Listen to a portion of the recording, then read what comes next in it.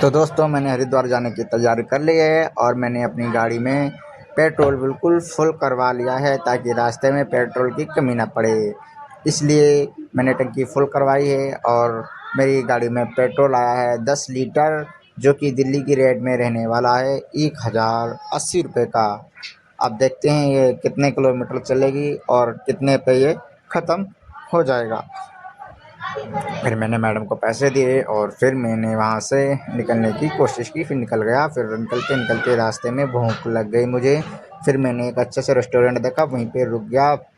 फिर बाद में वहाँ हम लोगों ने लस्सी ऑर्डर की और लस्सी पी, जो कि लस्सी ज़बरदस्त लग रही थी।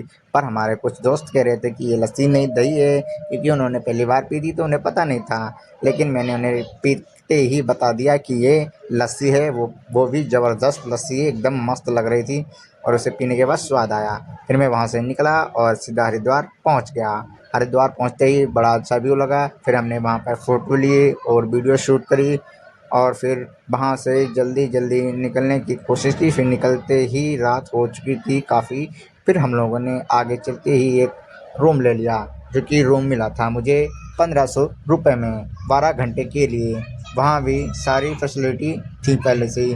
फिर हम लोगों को भूख लग रही थी। फिर हम लोगों ने सिलेंडर में मैगी बनाने की सोची और सिलेंडर को जैसे ही जलाने की कोशिश की, पता लगा कि सिलेंडर जल ही नहीं रहा है। जब उसे जलाया तो उसमें सिलेंडर से नीचे से ही आग निकल रही थी, जो कि खाने बनने के बिल्कुल काबिल ही नहीं था। अब देखो, ये भाई साहब जला रहे हैं, लेकिन ये लो नीचे से जल गया। फिर हम लोगों ने वहाँ खाना ही नहीं बनाया, फिर सीधा हरिद्वार नहाने के लिए निकल गए।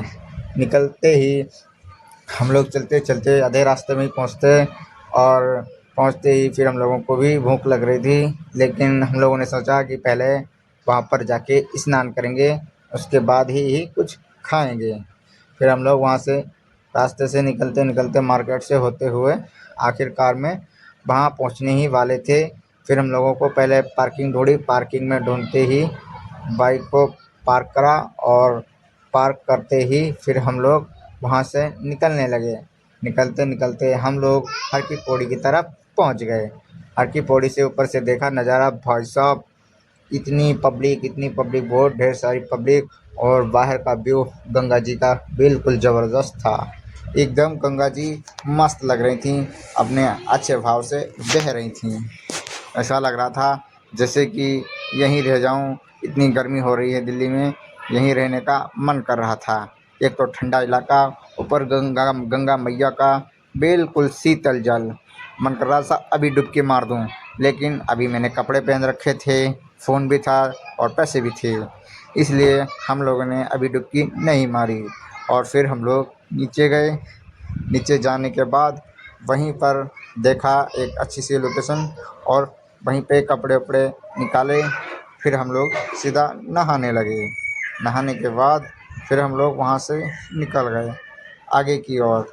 अब आगे की ओर निकलते निकलते हमें जाना था यमुनोत्री।